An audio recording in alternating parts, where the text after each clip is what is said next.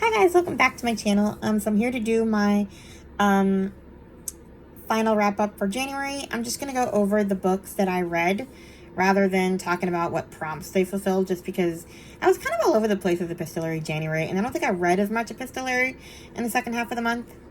So yeah. But yeah, I participated in Epistolary January.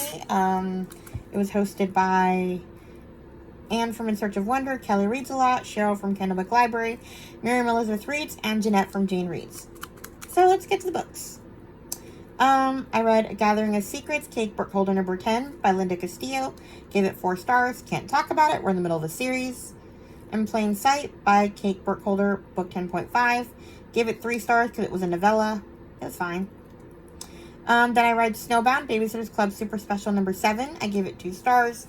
It was boring, honestly. Like, they got snowed in, but I thought they were going to get, like, snowed in, like, in a mountain or something fun with a bunch of kids on their own or something, like the Island Adventure one. And it was boring. They got snowed in at home. Except for Stacy and her mom, who got snowed in, like, I don't know. It just wasn't that exciting. I thought they were going to be on their own more. Then I read The Photographer's Secret by Allie Midwood. I heard about this one from Chloe from Always Booked. It was one of the new releases that came out this month that I was excited to read about. A journalist slash photographer, Maggie. It's about her. She is in Germany taking pictures of like the atrocities of the camps. She's kind of a struggling journalist. If you've read the Sarah Sundin books, you know that. Which book was it about the journalist?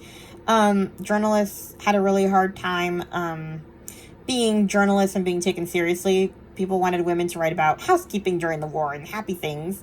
And Maggie was definitely rough around the edges and not interested in writing good housekeeping. So you get a lot of that in this book. She wanted to photograph the gory details of the war and not hide things, and her bosses weren't too happy with her. So we get a lot of that. But there's also stuff in this book about sexual assault of minors, and I mean little minors. We're not talking teenagers, we're talking small children. So, yeah, there was a lot of that, and she was also in danger because her and her mother had fled Germany, and she was basically back in Germany, not telling them that she had a history there, being a journalist. And it just, her childhood was rough. So, 4 stars. I'm never reading it again, but I'm glad I did read it. And I'm finding out that this author, Ellie Midwood, is rough when it comes to World War II. So, if you're into the clean reads, maybe don't read that. Next, we have Pride and Prejudice by Jane Austen. This is a slow read. I read it because I'm listening to a podcast called Pod and Prejudice. I heard about this podcast from, I think her name is Shannon from A Truth Universally Acknowledged. That's a mouthful. But yeah, I'm listening to a podcast and following along with what they're doing. They're actually going to be reading Sense and Sensibility next month, which is what they're reading in the Jane Austen year-long readathon that Anne from In Search of Wonder and Charlene from Coffee and a Book are doing. So yeah. I am also going to be reading, kind of a spoiler for February's TBR, but I heard about a book from Gloria Z. Thompson called Unequal Affections. Basically, it's what if Elizabeth had accepted Darcy's proposal the first time, out of practicality or whatever, and she gave him a chance even though she didn't necessarily want to, kind of their courtship. And I read the prologue, and I'm kind of fascinated by this, even though I'm sort of resistant to the idea and love that she refused him. But Gloria goes so far as to say that it's better than the original, so let's see how it goes. Then I DNF'd Wicked by Gregory Maguire. I was going to read this with the Currently Reading podcast because they're doing a group read of it. They're going to have a discussion at the end of February, and I was trying to follow along with the schedule, and I couldn't do it. I tried. I actually received this book for my birthday I think it was like my 16th, 17th birthday. And because Maria Bamford,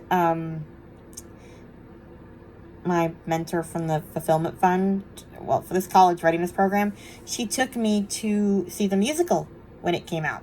And I love the musical, so she got me the audiobook for my birthday. And sorry, but yikes, I hated it. I mean, I thought that I was just traumatized because I was a kid still and reading books with really, really, like, awful language, and there is so much, like, mentions of bedroom stuff in this book. It's not even funny. It is real. Ugh. Elizabeth from Lizzie Faye Loves Books actually finished it. I couldn't do it. Like, and the funny thing was, I went from being grossed out in part 1. I read part 2, which is like Glinda's part, and then you get to part 3, which is apparently about a boy that's trying to hit on Glinda. Glinda the Good Witch. It's basically the story of the Wicked Witch of the West, and how her and Glinda become unlikely friends. But yeah, we get to that part, and I'm just, like, listening to this guy trying to flirt with Glinda, and I am so bored. I'm like, okay, I can get through a book if I'm, like, hate reading, I guess, if I have to. I don't always enjoy hate reading, but sometimes hate reading is what compels me to finish because I have to know how it ends. But once I get past hate reading and I'm actually bored, it's time to go. So this book is done. I'm done. I'm never trying again. And Elizabeth says it's a series? Like, what? Anyway. Kudos to you for finishing it because I hated it and I couldn't do it. And I advise you to not only get rid of them as you suggested, but burn them too, because yuck. Sorry, Gregory Maguire, but ew. Then I DNF'd A Sea of Unspoken Things by Adrienne Young. This could be a soft DNF because I loved The Unmaking of June Farrow, so I thought I would like this book, but I don't know. It's about this woman and her twin brother dies and she's trying to figure out how, and she's coming home for the first time in years and they have kind of a weird relationship. And I listened to like 2 hours of this book and so far she's barely seen anybody and it's just a bunch of atmosphere and I'm bored. Maybe I'll come back to it. I don't know. We'll see. But I was bored. No offense. June Farrow was better. And I let somebody else have it because it was a long wait list. And I wasn't into it. Then I read Between the World and Me by Ta-Nehisi Coates. I gave this 5 stars. I thought this was going to be more epistolary than it was because it advertised it as letters to his son, basically like advising him on life. And it was actually more like a really, really long letter. One long letter. But, I mean, it's basically him giving his son advice on being a black man. And what to do, not do, why he did certain things. He kind of explains his family history and stuff like that. It's a really good book. I want to read The Message, which is his latest read, where he goes around the world and, I guess, finds out the places where his books are banned. I got that one on hold. I heard about it through April, from April Overall. She read The Message, and I thought I would read Between the World and Me for Epistolary January. I don't know if that counts, because it's one huge long letter, but either way, it was a good read. 5 stars. And another nonfiction. I feel like this is the month of nonfiction for me, and I'm only going to do more in February, so. Anyway, next we have another World War II.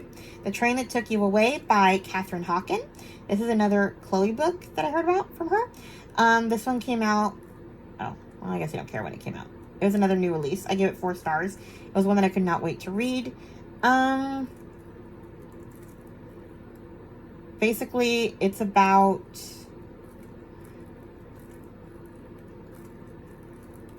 Esther Spielman during the war. She is an artist, and yeah, she kind of loses work and her husband dies and she has to send her son on the kinder transport. And it's about them trying to reunite with each other. She tries to reunite with him, and it's, I don't know. It wasn't as good as I thought it would be. It sounded better than it was. I think because the other perspective was this artist, like curator person that I just didn't care about, really. I cared about it when she kind of became friends with Esther, but like her story in general, I just did not care. So it wasn't as interesting as I thought it would be. So yeah, my new releases so far have been a little disappointing. I gave it 4 stars. I was compelled to finish, and I just, it was fine. Then I read The Appeal by Janice Hallett. I'd first heard about this from Meredith from the Currently Reading podcast, and then I've been hearing a lot about it, and from Epistolary January recommendations. I heard about it from Anne from In Search of Wonder, and then Krista from Books and Jams just read it, and I decided I had to get my hands on it. I actually bought it because she made it sound so compelling. And the funny thing is, Meredith actually said that because it's comprised of mixed media, it would be terrible on audio. I hugely disagree. It is amazing on audio. There are all these different voices. I actually tried to read it and I couldn't do it. I had to listen to it because when you're reading the text, when it's reading the text messages, you get a male and a female voice, and it's actually real conversations. The audio is amazing. I loved it. So basically it's about the Fairway Players, a theater group, not troupe. They're in the middle of rehearsals when tragedy strikes the family of director Martin Hayward. Their granddaughter has been diagnosed with a brain tumor, and they need money. They need to raise money for an experimental treatment, and not everybody thinks that this is a real thing, and there's a murder at the final dress rehearsal, and who did it, who done it, it's a whole thing, and it was great. I loved it. I loved it so much that I just finished reading its sort of sequel, which was The Christmas Appeal. It's a novella. I also gave that 5 stars. That was the last book I read this month. So, yeah. I just decided to add that in here because they go together. So, yeah, I love the series. I'm going to read The Examiner at some point. I've fallen in love with this method of writing. So, yeah. Anyway. Next, I finished the Scamander series. I read Loyally Luke by Pepper Basham. I gave this 4 stars.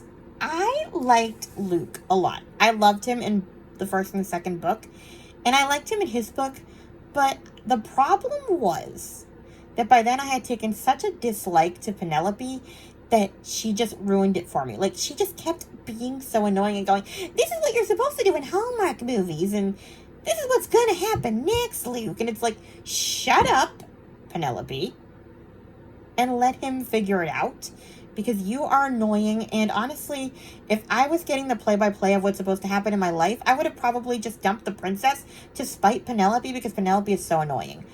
I don't know why.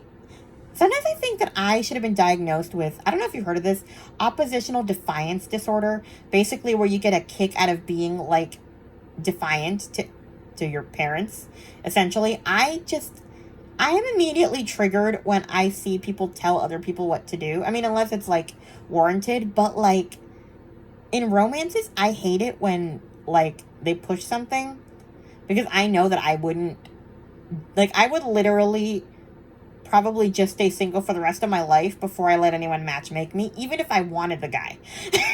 That is how oppositional I am. So, just her being so annoying, I almost rooted for him to dump the princess, because she wanted it so bad for it to work. And I'm just ugh. Just don't be with her out of spite, Luke. Which I know is insane, okay? I know that's a toxic trait in me, and it is what it is. I'm who I am. And I'm probably not like that in real life, but like in books, I just, ugh. You know, you want things to happen the way you want them to happen. I did like the match, obviously. Like, and I love Luke. I just, shut up, Penelope. I wonder if I would have liked the book more if I had just skipped Positively Penelope and then got back to it later and then disliked her. But I'm such a person who needs to read in order that I wouldn't have done it, so. Penelope's officially ruined the series for me. I thought Josephine would have ruined it. Apparently not. Apparently, my hatred is shifted to Penelope, and Josephine's just whatever now. Whatever, we're done with this series. Then I read The Girl with the Diary by Sherry J. Ryan. I gave this 5 stars. This one did have diary entries, so I was excited about that. This one's about Amelia. She gets taken by the Nazis. And she's basically by herself, and, she goes to a concentration camp of some kind. And she kind of has a run-in with a Nazi, and he's a very young Nazi. So, like, he kind of got indoctrinated into this and kind of hates it, but, like, it's one of those things where he's her age. Like, she's, like, what, 20 years old, 21 or something? Maybe a little younger? I forget exactly how old she is. She's young. She's maybe 18 even. And so is he. So he's not, like, a full-blown bad guy. But if you think about it, like, these kids were indoctrinated in the early 1930s. So his family expected him to, be part of the Hitler Youth and all of that stuff. And so he kind of grew up on that. And my point is he just didn't necessarily want the life. So he kind of falls in love with this Jewish girl. And they sort of have a secret romance. And other things happen. And we have a present day timeline with her granddaughter. And she's reading her grandmother Amelia's diary when she's in the hospital, and it's the whole thing. I mean, I really enjoyed it a lot. So Sherry J. Ryan is a really good author. I love her. I want to read the next. Another new release just came out, so I'm probably going to read it this month.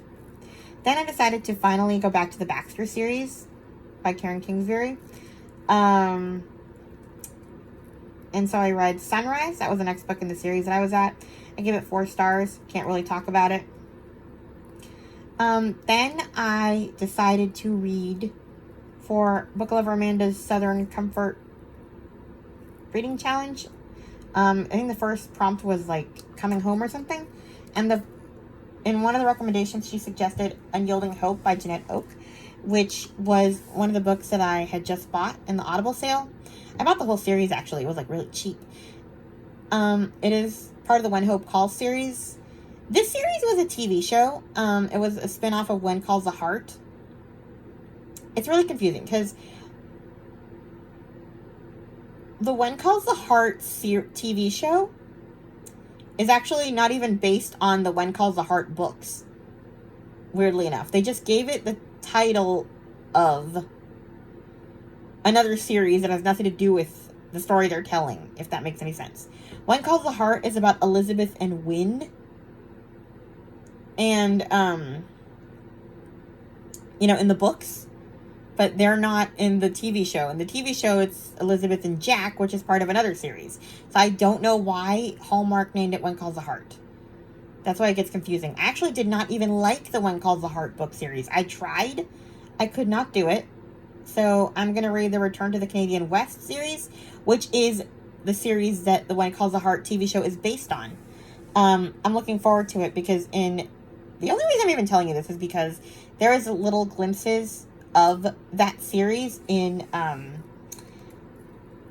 Unyielding Hope, because we hear about Hope Valley and we meet Rosemary and Lee and Elizabeth. We get little glimpses of them. And that is basically what When Hope Calls TV series is. It's a spin-off of that series. So it's kind of the same thing, except that for some reason Hallmark named it after a different book series. Did I make any sense at all? Probably not. Whatever. But I didn't actually like the one called the Heart series, so I wasn't sure if I would like this series. The one called the Heart series was very, very preachy, like to the point that it was annoying preachy. And also, it was not enough dialogue or action. It was just Elizabeth telling us what was happening. So I was a little worried that I wouldn't like this series, but I loved it. Like, there was more characters, and, like, it's basically about Lillian and Grace. Their parents died, and Lillian thinks that Grace also died with them. Turns out she didn't, and they reunite, and they start... Grace is already kind of part of this children's home.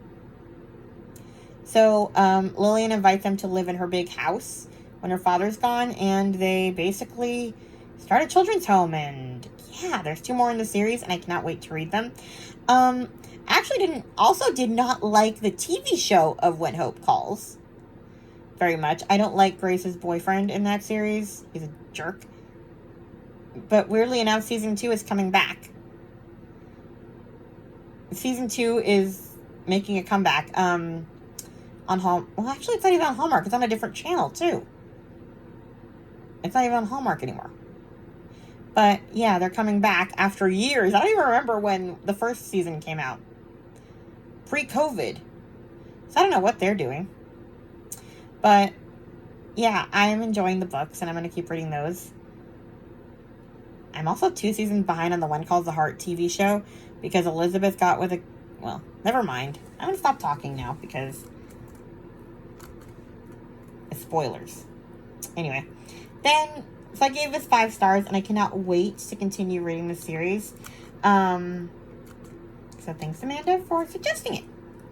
Then I got my hold for Out of My Dreams by Sharon M. Draper. This is part of the Out of My Mind series. It's book 3. Book 1 is called Out of My Mind. It's about a girl with cerebral palsy who can't walk or talk or really move. And so people think she's dumb, essentially, or, well, not very intelligent, doesn't know much, but she's actually a real genius, and in the first book, they get her a communication device. So, yeah, in this one, she calls 911 for a neighbor who falls down, and then she gets asked to be in this disabilities convention, and she goes to London, and it's amazing. I loved it. You guys should really try to read the series for middle grade March. It is a great disability read series. I loved it. I want to own them all. I'm waiting for them to go on sale on Libro FM. So 5 stars. Then I read, at the last minute, I was listening to the Currently Reading podcast yesterday, literally yesterday, and Katie brought Letters from Cuba by Ruth Behar. And it's about a young Jewish girl who escapes Poland to make a new life in Cuba with her father. Basically, her father wanted to bring... Her name is Esther. Esther's father was saving up to bring his family to Cuba to get them away from the Nazis in Poland. But he only had money to bring one, and his idea was to bring the oldest boy because sexism of the times. And she begged to be the one to come because she was the oldest of them all, and she could help, and yeah. And so it's her coming to Cuba, and basically all of it is documented in letters to her sister that she's keeping in a book for when her sister can finally come and they can read the letters together. That's why it's epistolary. So I guess it would be considered a...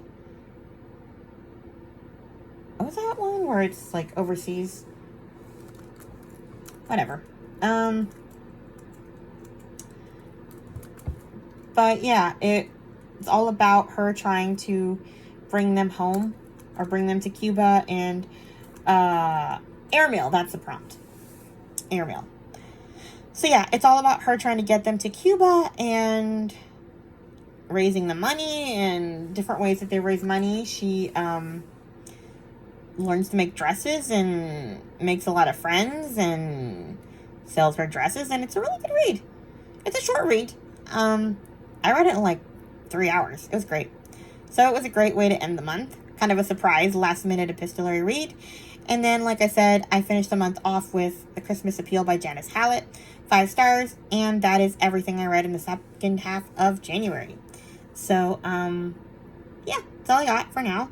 I'm gonna post this and then get to work on my Goodreads video and my TBR for February. So those will be coming tomorrow. Oh yeah, along with a Little House related video. I actually just posted a Little House related video a little while ago about the Netflix reboot. There's going to be a Netflix reboot, so go watch that one. So you can hear my thoughts on what I hope for the reboot, along with some rants about how the other series did it on TV. But I'm also going to do a Little House where I talk about a couple of podcasts that you can listen to supplement your Little House reading, because of the Little House readathon coming up that Elizabeth from Lizzie Faye Loves Books and Lindsay Reads is doing. See, I remembered your name now. So yeah, please like, comment, subscribe. Click the notifications so you will be continuously notified of every video I post, because I sometimes post more than one a day because it just makes my life easier to post when I finish making a video immediately after. So sometimes you get multiple videos a day and you can save them for your watch later. I am not offended if you do not watch every single video, because sometimes I post 3 or 4 at a time. Anyway, I'm done talking. Sorry. See you guys later. Bye. Stop recording video button.